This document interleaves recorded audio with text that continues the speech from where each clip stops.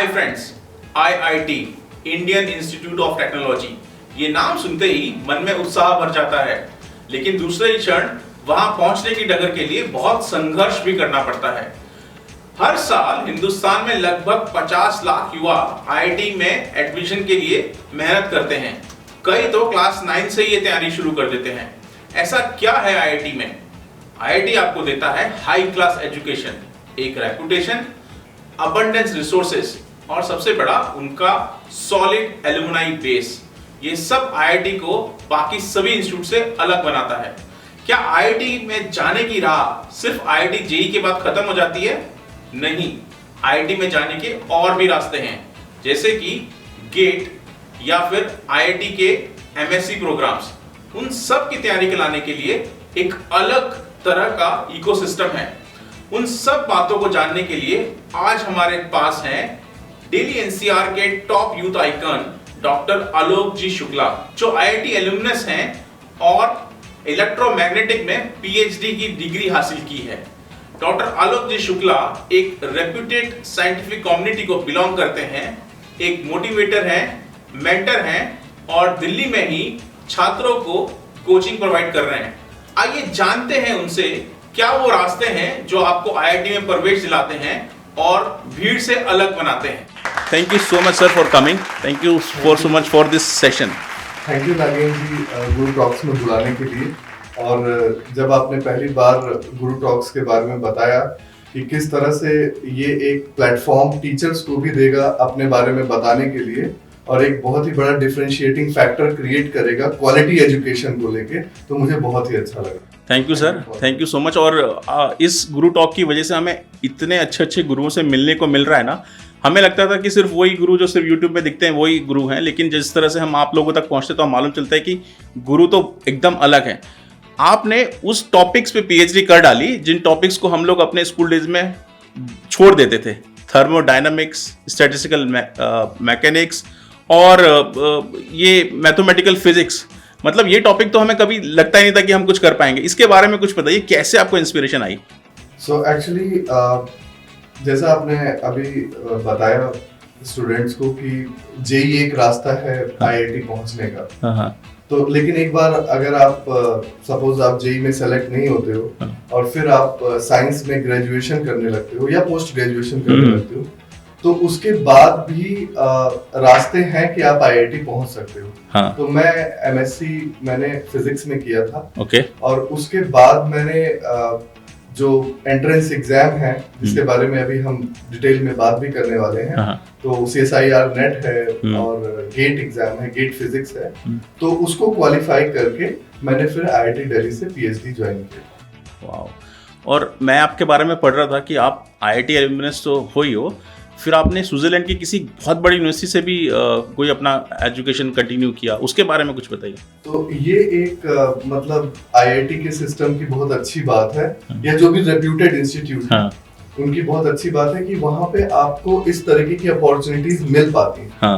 तो IIT में PhD join करने के बाद पहुंचते ही मेरा एक रिसर्च पेपर हो गया था। मैंने थोड़ा सा कंट्रीब्यूट किया था, तो उसकी वजह से मेरा एक रिसर्च पेपर हो गया था, जिसकी वजह से जब स्विट्जरलैंड और दिल्ली के बीच में ये करार हुआ कि यहाँ से कुछ स्टूडेंट्स वहां जाएंगे और वहां के कुछ स्टूडेंट्स यहाँ आएंगे, तो उसमें मैं सेलेक्ट हो गया। तो EPFL जो लॉज़ान का और दुनिया का मैं कहूँगा बहुत ही रेप्यूटेड इंस्टीट्यूट है, तो वहाँ पे प्रोफेसर ओलिवियर के साथ मुझे काम करने का मौका मिला और उस शॉर्ट टाइम में मैंने एक बहुत ही रेप्यूटेड जर्नल में एक पेपर भी पब्लिश किया।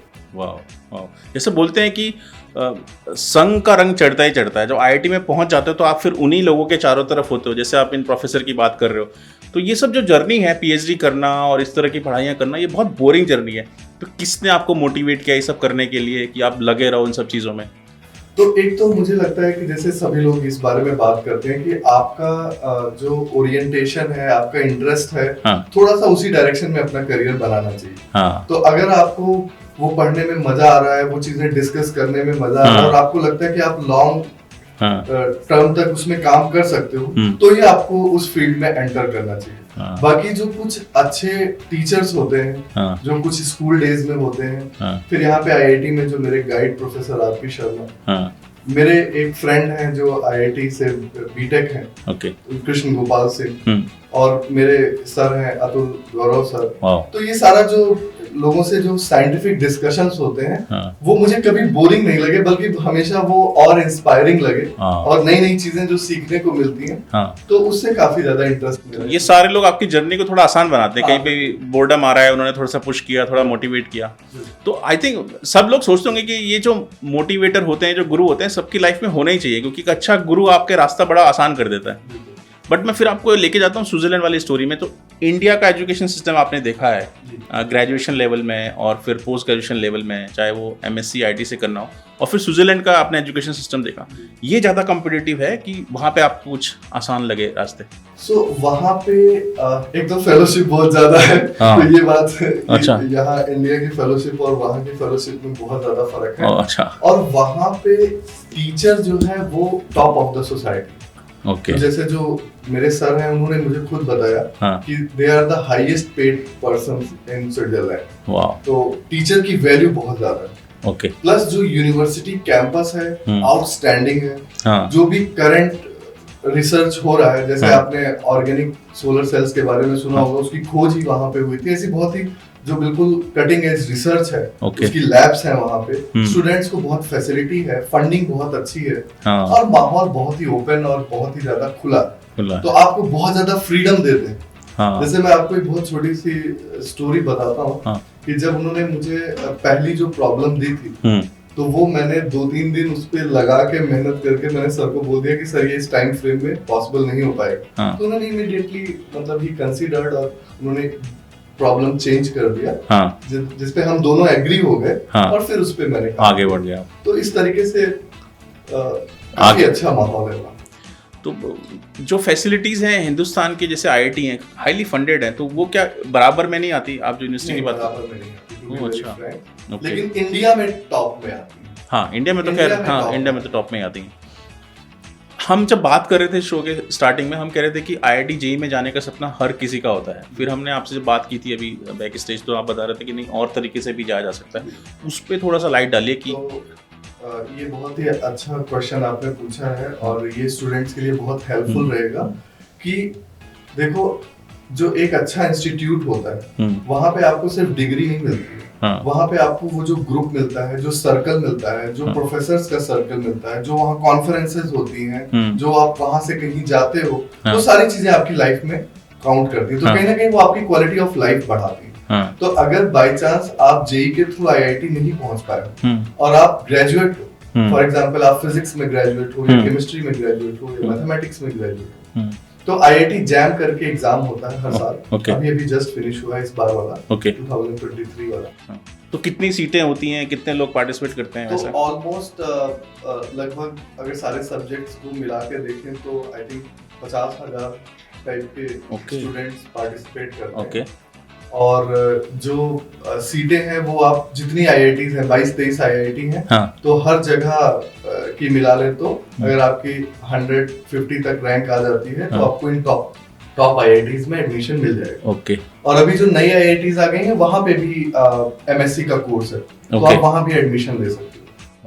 और एक आपने जो पीएचडी आप कर ही रहे हो, एक अंडर किसी कोच के, वो भी एक तरीका है आईआईटी के अंदर जाने का। दूसरा तरीका ये है कि मान लो आपने अपना पोस्ट ग्रेजुएशन भी कंप्लीट कर लिया है, हाँ, तब भी आपकी ट्रेन अभी मिस नहीं हुई, तब भी जा सकते हैं। तो आप गेट फिजिक्स का एग्जाम देके, या सीएसआईआर नेट का एग्जाम देके, हाँ, वहाँ पे या बहुत कम लोग जानते हैं कि जितने भी टॉप फिजिक्स के इंस्टीट्यूट हैं, हाँ, उनका एक ऑर्गेनाइजेशन है जेस्ट करके, JEST।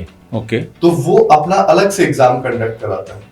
हाँ। और स्पेशली देखो, इंडिया जो है वो एक डेवलपिंग कंट्री है, और मिडिल क्लास में उतना पैसा भी नहीं होता, तो जो स्टूडेंट्स अच्छे हैं और वो जेस्ट एग्जाम क्वालिफाई कर लेते हैं, तो उनको ज्वाइंट एमएससी पीएचडी का कोर्स मिल जाता है। यानी फर्स्ट डे से आपकी फेलोशिप भी शुरू हो जाती है। हाँ। तो उस तरीके से पेरेंट्स के ऊपर बर्डन आप कम कर सकते हो। ओह, अच्छा, तो बड़ा इंटरेस्टिंग है। तो सीएसआईआर नेट हो गया, हाँ, गेट फिजिक्स हो गया, हाँ, जेस्ट हो गया, हाँ, और Tata institute of fundamental research अपना अलग से एग्जाम कराता है। सो TIFR जो है वो इंडिया का ही नहीं, वर्ल्ड के टॉप इंस्टीट्यूट्स में से आता है।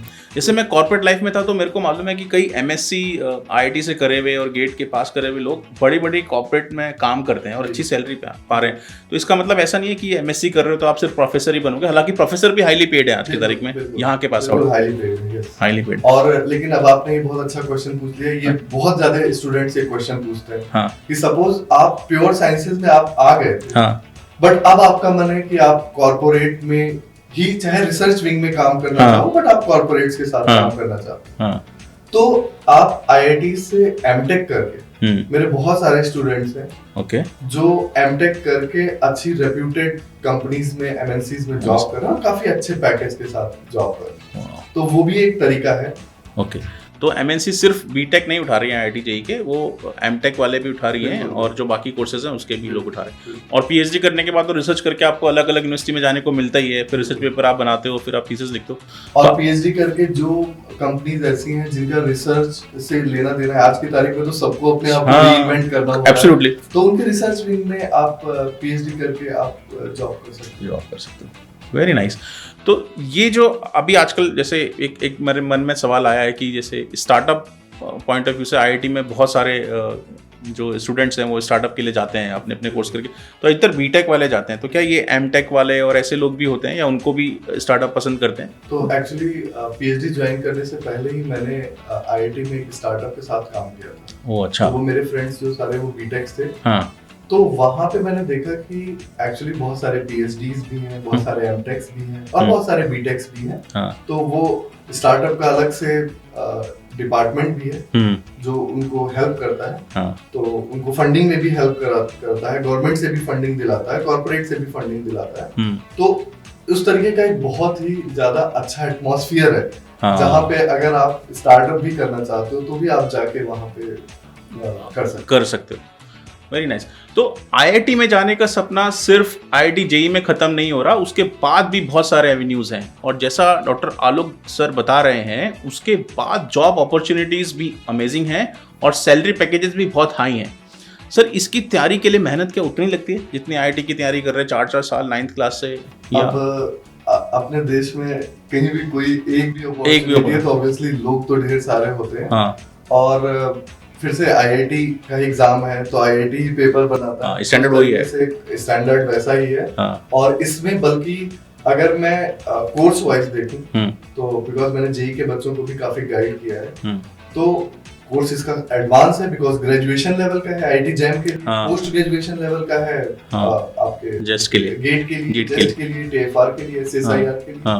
तो उस तरीके से लेवल ऑफ जो लेवल है वो ऑब्वियसली बहुत ही हाई है, बट अगर आप बहुत ही फोकस्ड वे में और टाइम फ्रेम बना के, बिकॉज जैसे हम लोग बैक स्टेज बात कर रहे थे कि बहुत सारे यूट्यूबर्स आ गए हैं और वो बच्चों का और कुछ नहीं करे, टाइम किल कर रहे हैं। जब तक आपको पता चलता है कि भाई ये वो जगह नहीं है, तब तक आपका टाइम निकल जाता है। एग्जाम का एक शेड्यूल है, और एक बार आपका वो टाइम निकल गया तो आप नेक्स्ट ईयर तक पता नहीं आपका माइंडसेट क्या हो, आप उतना वेट कर पाओ कि नहीं वेट कर पाओ। तो ये चीज बहुत ज्यादा इम्पोर्टेंट है। तो गुरु टॉक में हम ऐसे ही गुरु से बात करते हैं जो आपका टाइम वेस्ट नहीं कर रहे हैं, आपको एक सही रास्ता दिखा रहे हैं, वरना गुरु तो बहुत सारे हैं और कोविड टाइम में तो इतने सारे यूट्यूबर गुरु बन चुके हैं जिनको वो कंसेप्ट ही नहीं पता कि कैसे सॉल्व करना है। तो सर आप जब कोचिंग कराते हो, आपको मैंने आपके बारे में पढ़ रहा था, जब हमारी टीम आपके बारे में रिसर्च कर रही थी, तो आप मेंटर भी हो, मोटिवेट भी करते हो और कोचिंग भी दे रहे हो, तो ये जर्नी के बारे में बताइए कि कोचिंग देने का कैसे आया? आप तो ऑलरेडी काफ़ी कुछ कर ही रहे थे। एक्चुअली ये प्रिपरेशन करते समय भी और पीएचडी करते समय भी मैं वेंकटेश्वर कॉलेज में भी मैंने पढ़ाया है एज असिस्टेंट प्रोफेसर। तो मुझे ये फील हुआ कि मतलब यहाँ पे बहुत ही डेडिकेटेड बच्चे जो लाइफ में कुछ करना चाहते हैं उनको हेल्प की ज़रूरत होती है। तो हम लोगों ने प्रवेगा एजुकेशन के नाम से कोचिंग जो है वो शुरू की। ये किधर है सर? जो कि जीएस राय है, आईआईटी दिल्ली से बिल्कुल। ओह अच्छा, ये तो हब है एजुकेशन का। जी, तो वहाँ पे कोचिंग है और कोविड के टाइम में ऑनलाइन भी प्लेटफॉर्म शुरू हो गया। अच्छा, तो आपका यूट्यूब चैनल या कुछ है?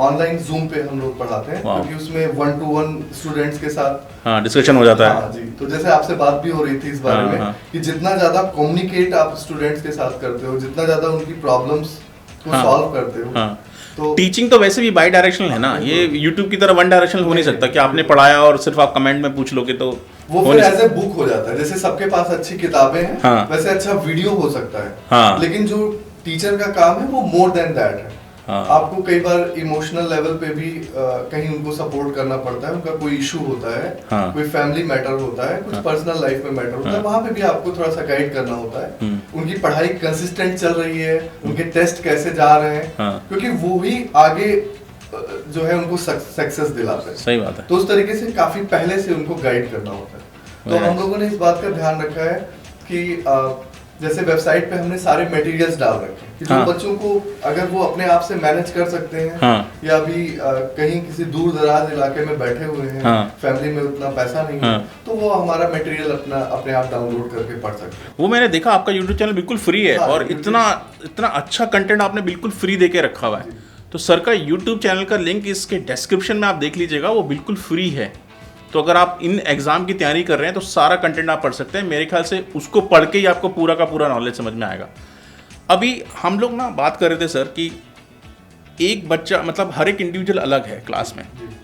किसी का मेंटल एबिलिटी अच्छा है, किसी का कॉम्प्लेक्स थ्योरम को सॉल्व करने का कैपेबिलिटी ज़्यादा है, कोई किसी और चीज़ में अच्छा है। तो एक क्लास में इस तरह के एग्जाम को क्लियर करने के लिए जो सारे लोग आते हैं वो एक तरीके के ही होते हैं, या उनमें भी वैसे ही है? जैसे ऑब्वियसली थोड़ी सी डाइवर्सिटी होती है। हाँ। तो कई बार तो हम लोग एग्जाम के हिसाब से भी थोड़ा गाइड कर देते हैं कि तुम इस वाले एग्जाम पे फोकस करो। अब जैसे कोई बच्चा बहुत अच्छा है, तो मेरे बहुत सारे बच्चे Tata institute of fundamental research में सेलेक्टेड। तो जो बच्चे बहुत अच्छे हैं उनको हम थोड़ा सा इशारा दे देते हैं कि तुम थोड़ा इस एग्जाम की तरफ ज्यादा ओरिएंटेशन। ओके। मान लो कोई बच्चा उतना ज्यादा, मतलब वैसे तो सभी बच्चे कैपेबल होते हैं, हाँ, इसकी तैयारी करने आ रहा तो मैच्योरिटी लेवल रियलिस्टिक होना भी जरूरी होता है। हाँ। तो हम बच्चे को बोल देते हैं कि तुम उसके बजाय जो है वो थोड़ा दूसरे एग्जाम्स में देखो। हाँ। और पहले से आपसे बात करने का बड़ा फायदा हुआ है कि हाँ। अभी जो मैं जॉब्स के बारे में बात हाँ। कर रहा था, तो जो साइंस में भी पोस्ट ग्रेजुएट हैं या फिर पीएचडी हैं, उनके लिए भी ऑलमोस्ट सारे रिसर्च इंस्टीट्यूट्स जो इंडिया के हैं उनमें साइंटिफिक ऑफिसर की पोजीशन होती है। ओके। इसरो में भी है, डीआरडीओ में भी है, और बार्क में भी है। इतनी अपॉर्चुनिटीज हैं। अगर आप आईआईटी जेईई ना भी करो तब भी इतनी अपॉर्चुनिटीज आपके लिए ओपन। थोड़ा सिंगल माइंडेड और फोकस्ड होकर काम करने की जरूरत है। और इसमें एक चीज तो आप टच ही नहीं कर रहे हो कि इतनी आईआईटीज खुल रही हैं, और वहाँ पे भी हमने अभी डेटा देखा था कितने प्रोफेसर्स की कमी है, मतलब प्रोफेसर भी पूरे नहीं है। तो आई थिंक, और गवर्नमेंट बहुत अच्छा पे स्केल उसमें लेके आ रही है, तो वो भी तो एक अपॉर्चुनिटी बनती है। और वहाँ आपको रेजिडेंशियल मिलता है, ट्रैवल मिलता है अब्रोड, नई रिसर्च पे कुछ भी आप करना चाहते हो वो मिलता है। Quality of life quality overall बहुत अच्छी है, मतलब वर्क लाइफ बैलेंस सोचो या यूथ के साथ जुड़े रहने का, तो वो बहुत अच्छा है। तो ये करने जैसा है। अगर आप लोग ये सब नहीं कर रहे हो तो ये एक अपॉर्चुनिटी बनती है नई जॉब के लिए, नए कैरियर के लिए, जिसमें वो सारी फैसिलिटीज़ हैं जो आप लोग सोचते हो एक बड़े इंस्टीट्यूट से निकलने के बाद, या फिर आपने कोई सपने सजाए हैं उसके लिए। सर, इसके बारे में और बताइए कि बच्चों को कैसे मोटिवेट करें कि इसमें अंदर जाया जाए। और इसकी कोचिंग तो हर जगह होती नहीं। जैसे आप कोई भी मेट्रो में देखोगे तो आईआईटी जेईई के लिए इतनी प्रिपरेशन है, नीट के लिए इतनी प्रिपरेशन है, इतने एडवर्टीजमेंट है, प्राइम टाइम पे एड्स आते हैं आजकल सब। लेकिन ये जो आप बता रहे हो ये तो मतलब लॉटरी है, ये it's a low hanging fruit. तो इसके लिए कैसे आप मोटिवेट करते हो और क्या करना चाहिए? तो एक तो हम लोग बच्चों को ये गाइड करते हैं कि जैसे ही आप ग्रेजुएशन के अपने फर्स्ट ईयर में जाते हो, हाँ। तो आपको थोड़ा सा अवेयरनेस अपनी बढ़ा लेनी चाहिए। हाँ। कि अभी शायद आप तुरंत कोचिंग ना शुरू कर पाओ, बिकॉज आपका अपने कोर्स का भी करिकुलम होता है, लेकिन वहां से ही आप अपना मन बनाना शुरू कर दो, उसका सिलेबस देखना शुरू कर दो, उसके प्रीवियस ईयर क्वेश्चन सब कुछ वेबसाइट पे मैंने डाल रखे हैं। हाँ। कि सिलेबस क्या है, प्रीवियस ईयर क्वेश्चंस क्या हैं, उनके सॉल्यूशंस को देख के थोड़ा आइडिया भी आपको लग जाता है कि क्या मेरा वो लेवल थोड़ा सा अचीव हो सकता है कि नहीं हो सकता है। और बाकी YouTube पे बहुत सारे वीडियोस हैं, बहुत सारे लेक्चर्स के वीडियोस हैं, तो धीरे धीरे उसी समय से फर्स्ट ईयर से ही करना शुरू कर देना चाहिए। वाह, तो ये आप लोगों के लिए मैसेज है। और ये YouTube लिंक आप अपने पास सेव कर लेना, क्योंकि इतनी बड़ी भारी बातें हैं एकदम मिनट में बता गए हैं डॉक्टर आलोक। और अब सर, हमारा इस शो का ना एक है कि हम बहुत पढ़े लिखे लोगों के पास जाते हैं और फिर उनसे ना उनकी एजुकेशन के अराउंड एक फन टॉक करते हैं। तो मेरे पास कुछ क्वेश्चन है जो मेरी टीम ने बना के भेजे हैं। जैसे कि कुछ क्वेश्चन है, आप ज़रा बताइएगा कि आप उसको फन टाइप में कैसे देखते हो। Like what did one electromagnetic wave say to the other? I have more energy than you. हाँ, ये भी अच्छा है, बट वेरी वेरी इंटरेस्टिंग. तो जो मेरी टीम ने आंसर बताया था that I am feeling bit low on energy, that's why I am a wave, some time up and some time down. Why did thermodynamics text book go to the बीच?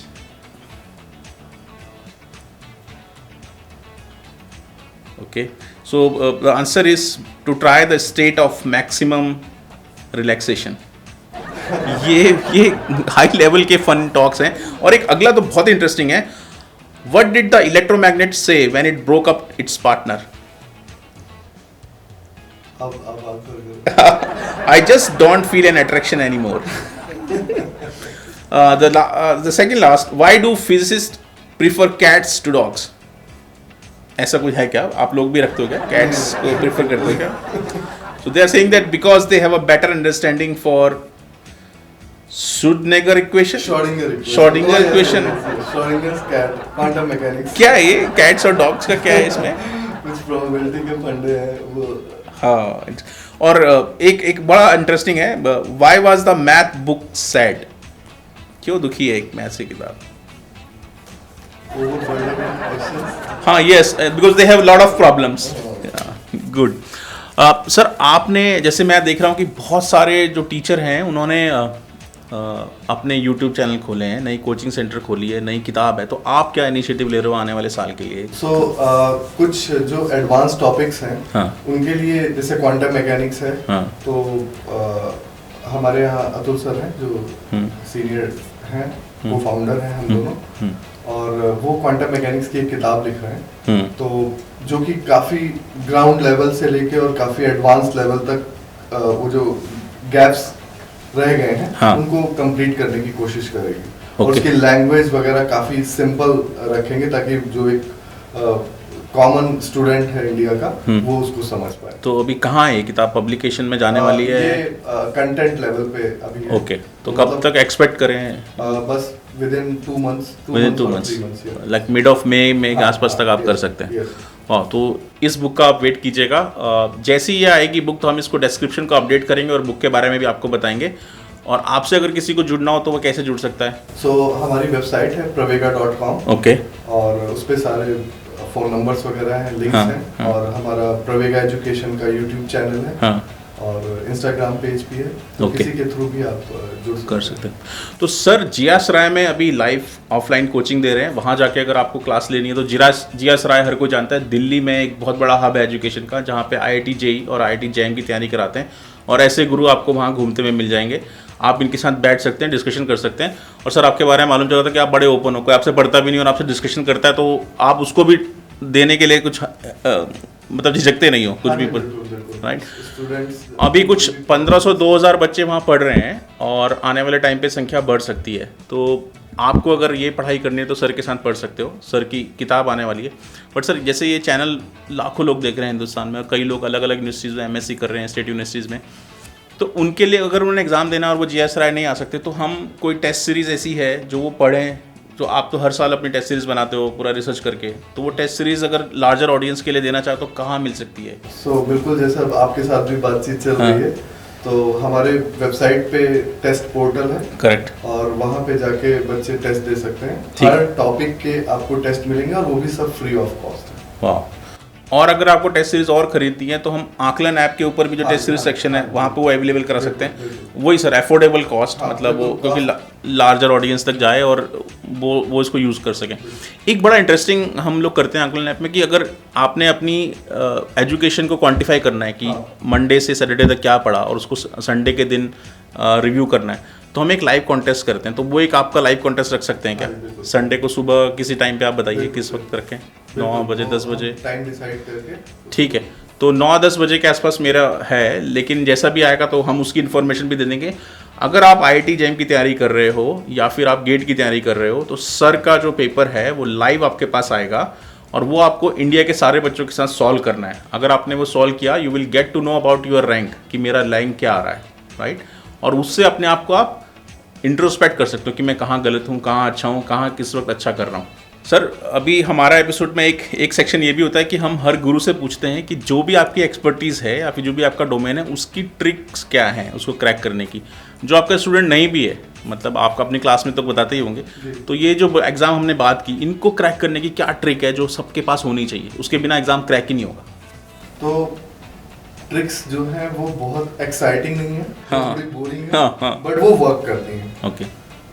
एक तो consistently पढ़ाई करना, Okay. यानी daily आपको पढ़ाई करनी है। ऐसा नहीं हो सकता कि जब एग्जाम बिल्कुल ये कॉम्पिटिटिव एग्जाम है तो आपको शुरू से ही बिट एंड पीसेस में धीरे धीरे धीरे धीरे करके आपको सिलेबस को कवर करना है। ओके। पूरे सिलेबस का कंप्लीट नॉलेज होना, number 1। Number 2, bits and pieces में पढ़ाई करना। नंबर 3, वो क्वालिटी क्वेश्चंस आपको करने हैं, क्योंकि कई बार बहुत सारे लोग जो है वो बच्चों को भटका देते हैं, उस डोमेन के क्वेश्चंस करा रहे हैं जो उस एग्जाम में आने नहीं है। हाँ। तो अपने एग्जाम को जानना बहुत जरूरी है। हाँ। कि और वो जानेंगे कैसे? आप प्रीवियस ईयर क्वेश्चंस को देख के। तो स्टूडेंट को खुद भी टीचर के ऊपर डिपेंड नहीं रहना चाहिए। हाँ। खुद भी प्रीवियस ईयर क्वेश्चन पे रिसर्च करो कि पिछले 10 सालों में किस टाइप के क्वेश्चन पूछे गए हैं, Okay. और उन्हीं टाइप के क्वेश्चंस को आपको प्रैक्टिस करना है। तो धीरे धीरे प्रैक्टिस करो, डाउट क्लियर करो, धीरे धीरे अपना लेवल बढ़ाओ, और जैसा कि अभी आपने बताया कि आप अपने ऐप पे भी टेस्ट करोगे, रेगुलरली टेस्ट दो और धीरे धीरे करके यू विल बी सक्सेसफुल। वाह, तो ये थी वो छुपी हुई ट्रिक जो आपको फॉलो करनी है इन डिफिकल्ट एग्जाम को क्रैक करने के लिए। हम ये डिस्कशन को और आगे बढ़ा सकते थे, बट टाइम की कमी की वजह से हम इसको अभी रोक रहे हैं। बट मुझसे डॉक्टर आलोक सर ने बोला है कि मैं दोबारा इस शो में आऊँगा और हम और डिस्कशन करेंगे और डेप्थ में डिस्कशन करेंगे। सर एक सरप्राइज़ है, जब हम आपके पास पहुंच रहे थे और आपकी टीम से हम लोगों ने बात की तो हमने कई स्टूडेंट से भी बात की आपके बारे में, और लोगों ने इतना पॉजिटिव बोला कि हमसे रहा नहीं गया। तो अभी हमारा बड़ा मन था कि बार बार करें, आप कह रहे थे बॉदर कर रहे हैं, लेकिन हम लोग आपके बार बार जा रहे थे। तो हमारी टीम ने पाया है कि आप हिंदुस्तान के वेरीफाइड गुरु हो। तो ये छोटा सा सर्टिफिकेट आकलन की तरफ से, यू आर आकलन टॉप गुरु, और इसकी क्रीडेंशियल डिटेल इसके पीछे है, वो हम कैमरे में नहीं दिखाते हैं। तो this is for you, you are a verified top guru sir. तो ये थे डॉक्टर आलोक जी शुक्ला, जो कि एक ट्रू पॉलीमैथ, एक मेंटर और रिस्पेक्टेड मेंबर हैं साइंटिफिक कम्युनिटी के। ऐसे ही टॉप क्लास गुरुओं से मिलने के लिए जुड़े रहिए गुरु टॉक से। गुरु टॉक हर एपिसोड में लेके आएगा अलग अलग शहरों के बड़े गुरु जो कंटिन्यूअसली अपने एस्पायरेंट्स को मोटिवेट कर रहे हैं। अगर आप भी किसी गुरु से मिलना चाहते हैं तो हमारे ईमेल आईडी contact@gurutalks.tv पर अपना ईमेल भेजिए। तब तक के लिए signing off from Nagendra Bhatt.